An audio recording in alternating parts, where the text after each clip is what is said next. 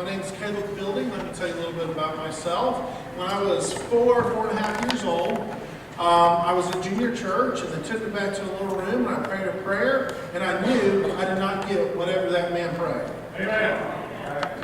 I don't know about you. Have any of y'all ever had an experience when before you got saved, where you prayed a prayer and you said, "I know I didn't get what that guy had"? I did. Well, but the good thing about that was it got me to start looking for what he had. And what ended up happening is I started looking for Jesus, and one day he found me. I was riding home with my dad in an F-450, and the Lord convicted my spirit, and I bowed my head, I closed my eyes, I confessed my sin, asked Jesus to forgive me my sins. I prayed a prayer and asked Jesus in my heart, and he came in my heart and saved me. Amen. At the tender age of 5, amen. When I was 8 years old, I was riding with my dad again. I got saved with my dad, and when I was 8, my dad, he was a fan of Spurgeon, amen. And he was talking about Spurgeon and telling me about England, how it's not what it was once. And that's when the Lord impressed my heart that he wanted me to be a missionary in England. Because my dad would talk about Spurgeon and how England wasn't where it was, amen. I lost my dad when I was 11 years old. A drunk driver hit him and killed him, and I grew up without a dad, and if I get to preach a little bit more this week, you'll hear a little bit about how that's going to affect my ministry and how I see the Word of God and how Christians to act, amen. But let me tell you a little bit about what I'm going to be doing in England. Last September, I got to go on a survey trip to England. I got to go to work with a missionary, Donovan Bangs, in Cambridge, England. And I knew when I went there, God called me, because God called me when I was 8 years old. And that's never left me. You know, if you're called, it's not going to leave you. Right. Right. There's a saying that says, you know, if you want to be a preacher and you can do anything else, do that. And that's not about that's not about do it because you can make money. Well, if you can do anything else without just feeling God's conviction, you got to do something else. And I went to England because I'm convicted of God. I can't really do anything else but the call of God. Right. And when I went there, all I knew was God called me to England. I really wasn't sure how the Lord would lead me when I got there. When I got over there, what I saw in a hurry, like working with Donovan, I get there and I see 5 people from the Philippines. I see 2 families from Taiwan. I see a couple people from Spain, and I see 2 English people. You say, man, you go to England to be a missionary in England, shouldn't you be reaching English people? You know, most missionaries go to England expecting to reach English people, and they reach everyone else. I started talking to Donovan about it. Donovan said in 11 years since he's planted his church, he's led people to Christ, and they've been members of his church from 70 different countries. That's what I said. I said, wow, brother. And you know, that God started working on my heart about that. I went over and I got to meet Roger Tully when I was over there, and he was only an hour away from Donovan. Roger's the closest missionary to Brother Donovan. And I started finding out most of the people he's reaching are from other countries. I was talking to Tim Green last week at Sammy Allen's. Tim Green said he went and preached a revival for Brother Tully. He said 65 people were there and 4 people from England.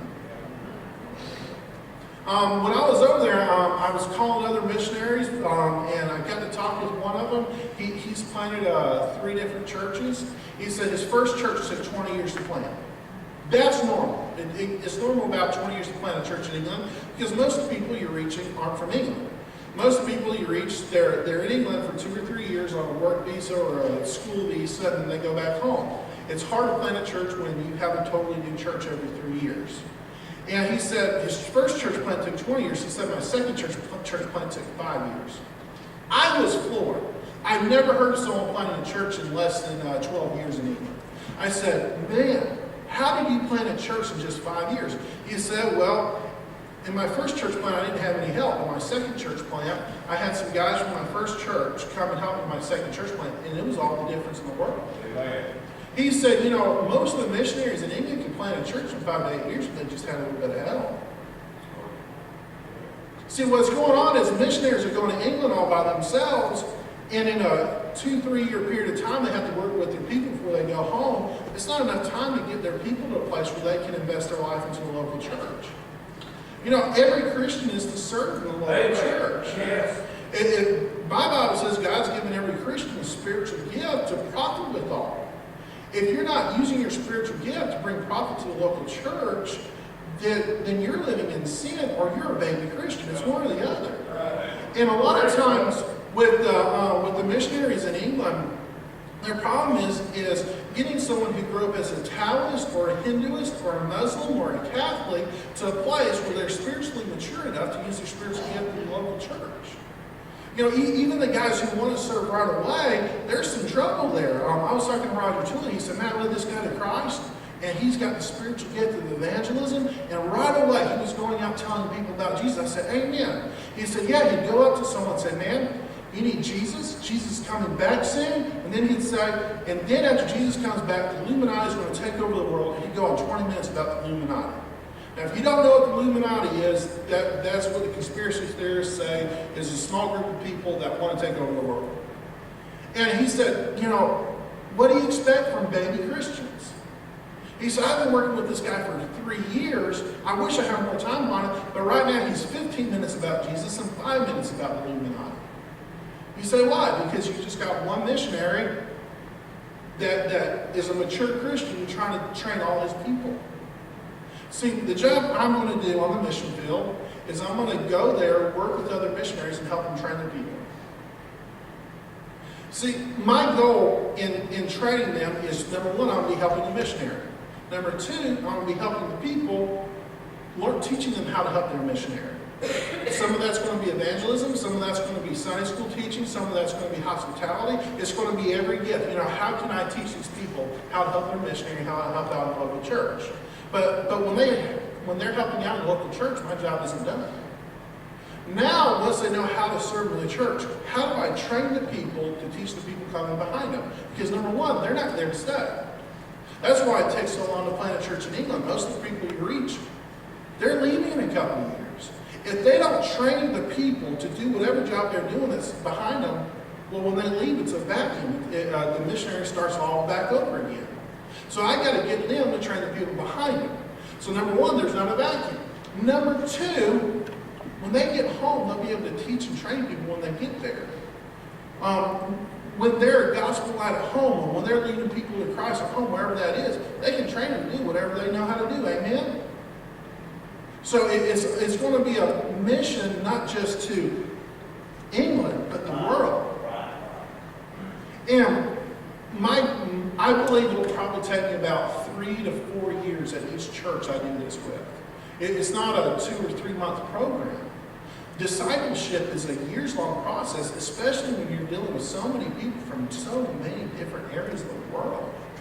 I got to meet people who grew up Catholic in the Philippines and people who grew up Catholic in Spain. They're different kinds of Catholics. In Spain, if you're doing wrong as a Catholic, they don't care what you do. Just pay the priest a little bit of money and say Hail Mary a couple times and you're good. In the Philippines, if you're a really good Catholic, they'll nail you to a cross on Easter. Discipling those two different people from totally different backgrounds is a long-term process. So my job in going to the mission field is just go there 2 and 2 like Jesus sent his disciples. I'll be the second guy. I look forward to the day when the people in the local church can help their missionary out and train other people to help their missionary out. Because now I can go help another missionary out. Amen. I'm going to work myself out of the job. And it's going to take about 3 years, 4 years for each church I help. And I hope you pray for me as I go there. The number one need in England right now is for people to go over to England and help missionaries who's already in a church plant. I'm hoping to see church plants go from 20 years to about 5 years per church plant. Amen? All right. If you got your Bibles today, we're going to be in 2 Corinthians chapter number 12. And many times when people think of missionaries, they think of spiritual giants, or many times I think that when we present missionaries, we present them so great and so high, even someone who's called can't live up to it. And there's really a great danger of trying to make our missionaries spiritual giants. Last year, I got to be involved in putting the VBS together for my local church of Calvary Baptist in Lexington. And I was trying to find a skit. And I mean, one of those skits, Jesus might barely be able to live up to what they said the missionary did. I'm like, man. And my pastor was a missionary in Belarus for 11 years. I had him look at it. He said, man, I don't know who they're talking about. And I want to take the Word of God today. And I want to preach this topic today, the topic of I'm a weak Christian.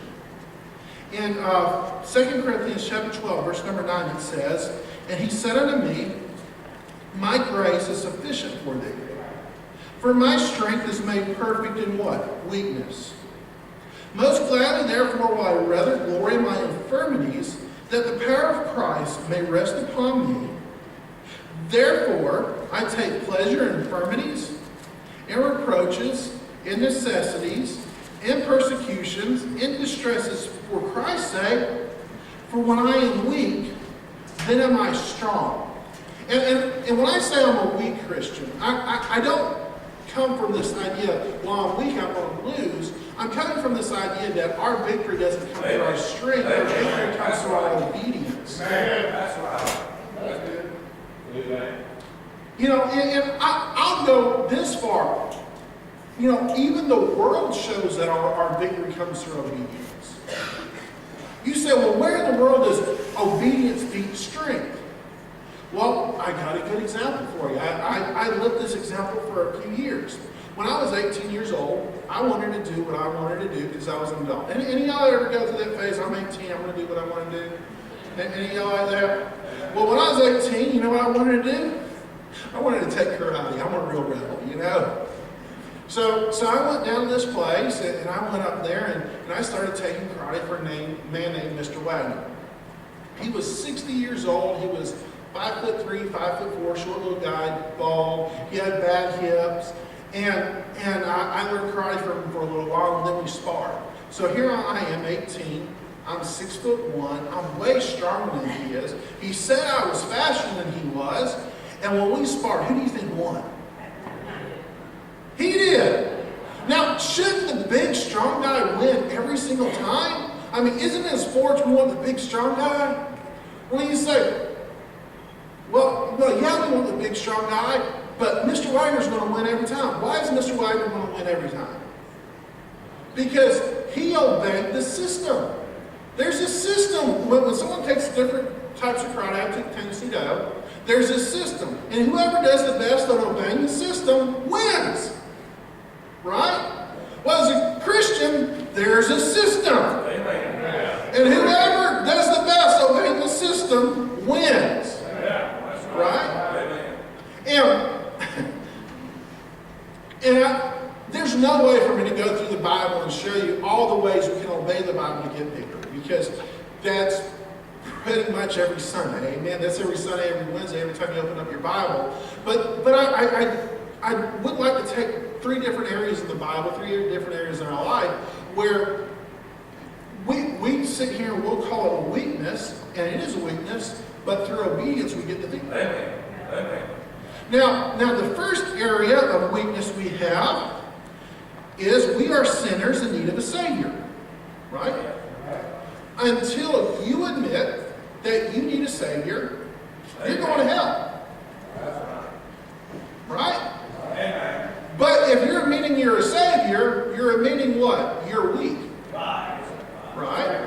There's no one on this earth that can get to heaven without Jesus Christ. Amen. Jesus said it in John 14:6. I am the way, the truth, the life. No man cometh to the Father but by me. What does every religion teach? Every religion teaches this one idea. You can earn your way to heaven somehow. And in effect, every religion teaches you are strong, you can be strong enough to get to heaven. Right? But my Bible teaches me, no, you're too weak to get to heaven. When Jesus comes out here and says, hey, look, you got to be like a little child. Well, what's a little child? Are children not as strong or weak? They're weak. But what else are his children? Obedient. When children are weak and obedient, when we're like children, weak and obedient to Christ, we get what? We get saved. We accept Him as our Savior. But when we, through our own vain pride, sit here and say, I'm going to earn my way to heaven, Come on, preacher. what are we going to do? We're going to end up in hell. So, whether you're a Catholic trying to earn your way to heaven, or a Muslim trying to earn your way to heaven, or a Hindu trying to earn your way to heaven, or a Buddhist trying to earn your way to heaven, or you're a Mormon going out trying to earn your way to heaven, or a Jehovah's Witness trying to earn your way to heaven, you're going to earn your way to hell because you're not strong enough to get to heaven. You know, if you want to take a little, I want to take a little further. Over there in Matthew chapter 26, verse number 39, it says, and he went a little further. Talking about Jesus, and he fell on his face and he prayed, saying, Oh my Father, if it be possible, let this cup pass from me. Nevertheless, not as I will, but as thou wilt. If it be possible for what? If it be possible for someone to go to heaven without my death, if it be possible for someone to go to heaven without me becoming sin, if it be possible for someone to go to heaven without there being a disconnect from me from you, well then I won't die. If there is a possibility of someone being strong enough to go to heaven without Christ, Jesus went to die on the cross. That's right. That's right. And no one else teaches that except for a religion that says you got to be weak enough to accept Christ. And by the way, this is why the world hates what we preach. Because of vain pride. How dare you, preacher, get up there and say, I am not good enough to go to heaven. And I dare because of the cross. He would not have been on that cross if you were good enough to go to heaven. So number one, I am a weak Christian because I cannot go to heaven without Christ. And by the way, if anyone comes saying that they're not a weak Christian, I'm going to point to the cross. Amen. If you're saying you're not a weak Christian, tell me about that cross. You did go to that cross, right? Because if you didn't go to that cross, you're not a Christian. But you can't go to that cross without weakness.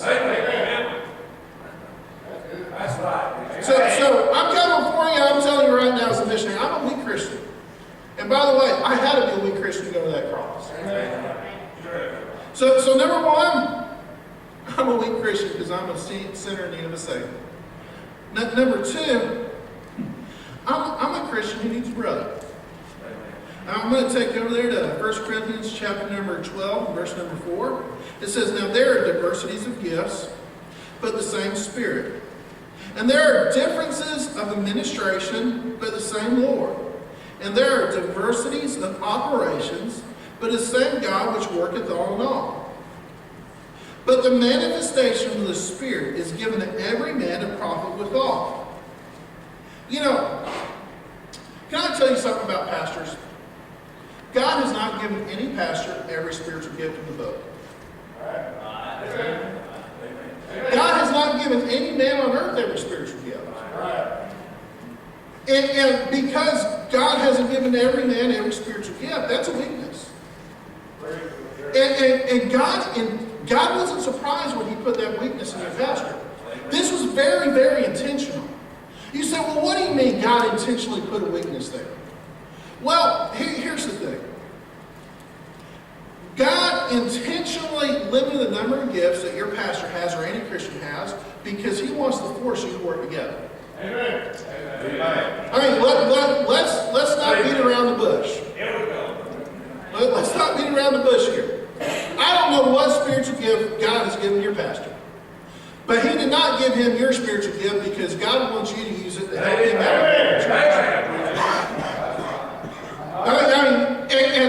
And if you complain about your pastor, and I've seen people, it irritates me. Somebody will complain about a pastor because the pastor's not using their spiritual gift. It's not your pastor's place to use your spiritual gift. It's your place to use your spiritual gift. And let's take it to the next step. The reason why you're complaining about your pastor is because you're upset because you're not using your spiritual gift. Can I tell you something about one of your spiritual needs? Some people come, I had one brother come to me, he said, Hell, I might get my spiritual need met in the church. I said, you know what, you're right, you're not getting your spiritual need met in the church. And he was surprised. He said, I am right. Yeah. I said, you have a spiritual need to serve, and you're not serving. And the pastor need, the local church can't meet this need, and God sure as heck won't meet this need until you get up and serve. Amen, preacher. Time to leave, I'm sorry. It's time to serve. And he was surprised when I told him that. I said, man, God intentionally put a spiritual gift, gave you a spiritual gift. And if you won't use it, you're not getting fed in this church because you won't take the spoon and put it in your mouth. And you want the pastor in the church to take a spoon and put it in your mouth, and God ain't gonna let him. I mean, you're supposed to put Bibles in a baby's mouth, and you got to let the baby put the spoon in its mouth. Amen. And by the way, 2 and 3-year-olds are excited to serve, but you've been in church 20 years and you ain't.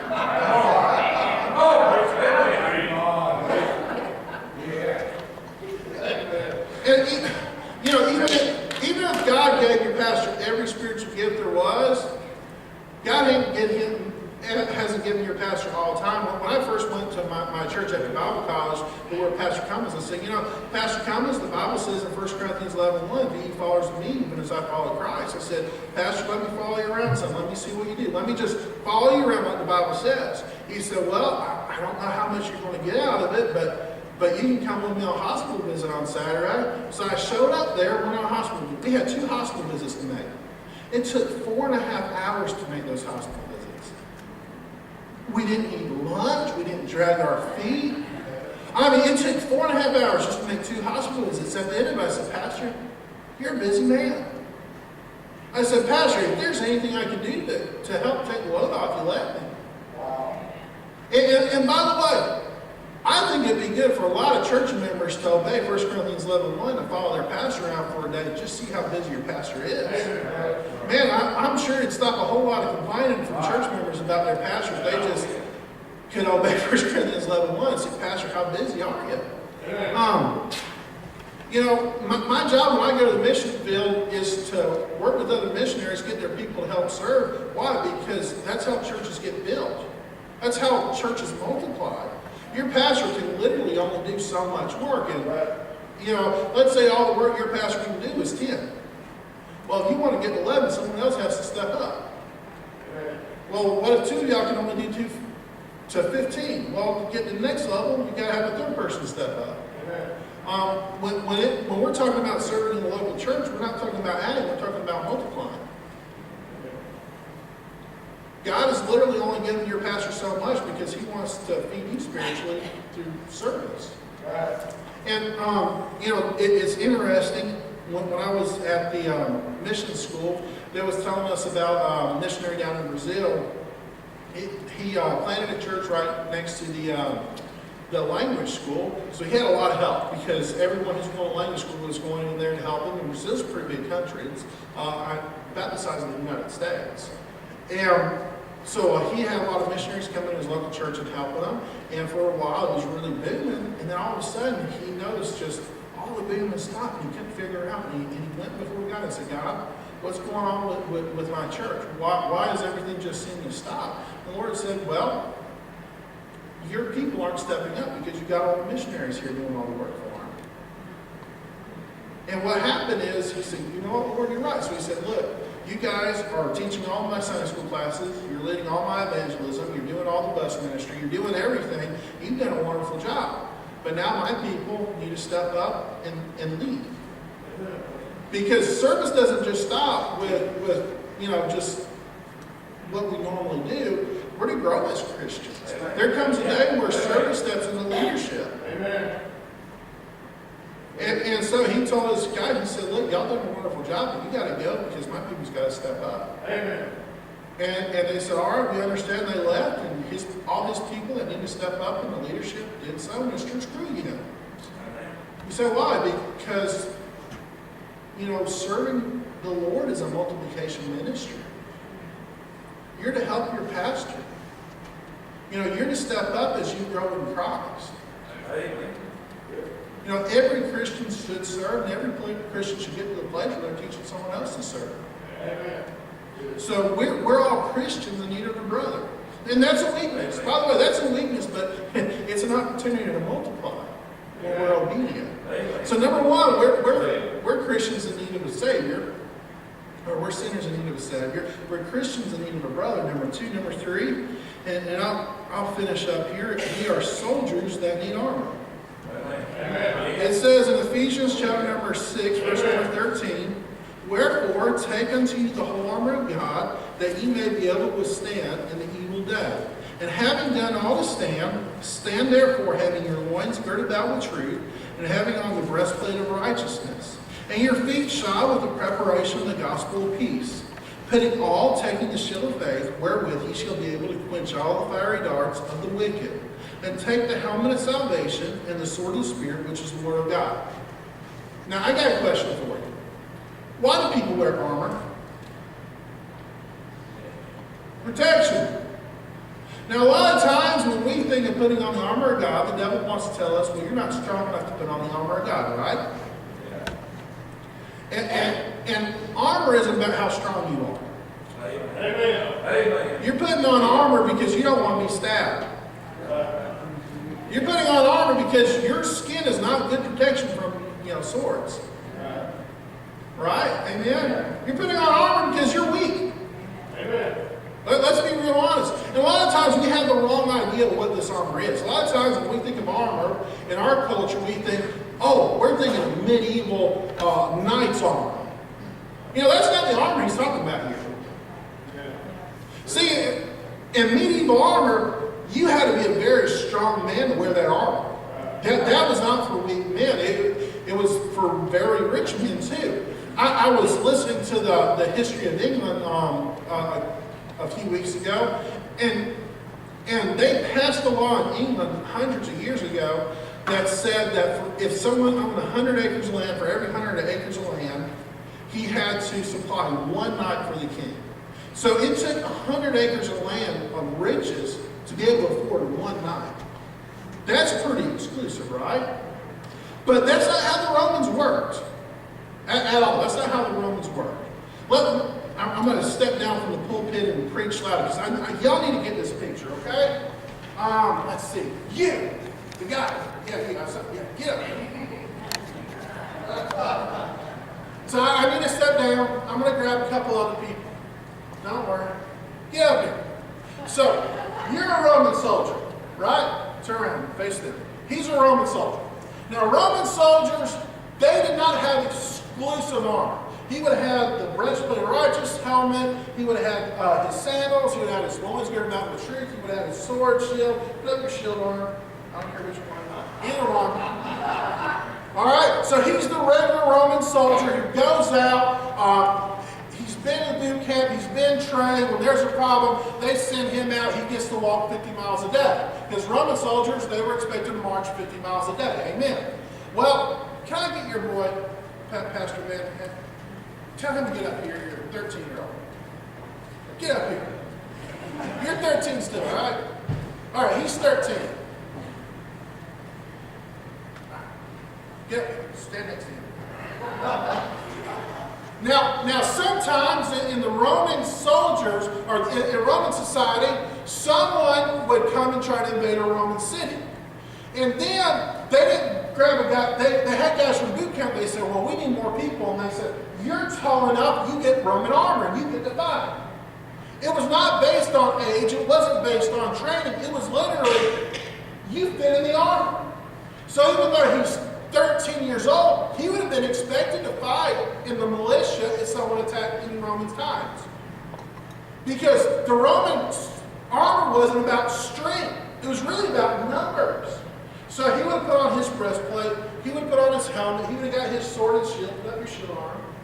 You got your shield, all right.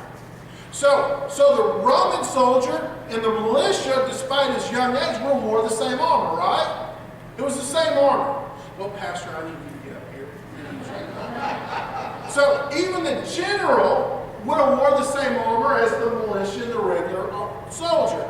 See, sometimes we get in our head when we're talking about the armor of God that, young people wear different armor than older people, and pastors have a different armor than everyone else, right? That is not the Word of God. The Bible does not say, pastors, your armor's different. No, your armor's the same because we all have the same weakness. And one of the neat things about the armor of God, and most of the time we miss